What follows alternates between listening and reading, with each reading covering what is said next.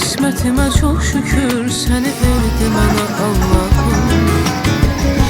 Her günüme sevgi kat, sana bağlıdır sabahım. Hoş geldin ömrüme oğlum canım, oğlum canım.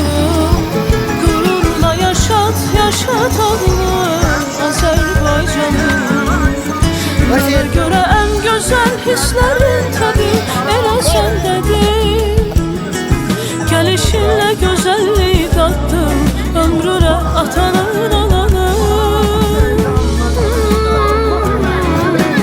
Oğlum nefesim canım, yüreğim varım, sevgimin varım.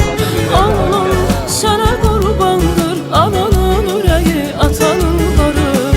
Oğlum nefesim canım, yüreğim varım, sevgimin varım. Oğlum sana kurbandır devletim varım.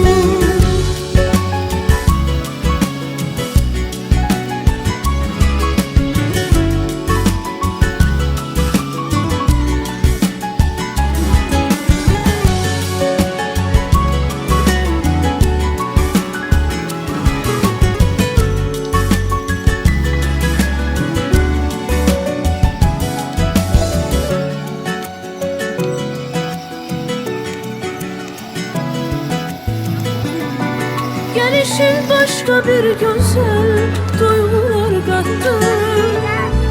Ne yakşı geldin ömrüme, arzuma çattı. Hoş geldin ömrüme oğlum canım, oğlum canım. Gururla yaşat, yaşat adını Azerbaycanım. Bana göre en güzel hislerin tabi elə sendedir. Gelişinle güzelliği kattım ömrüne atanın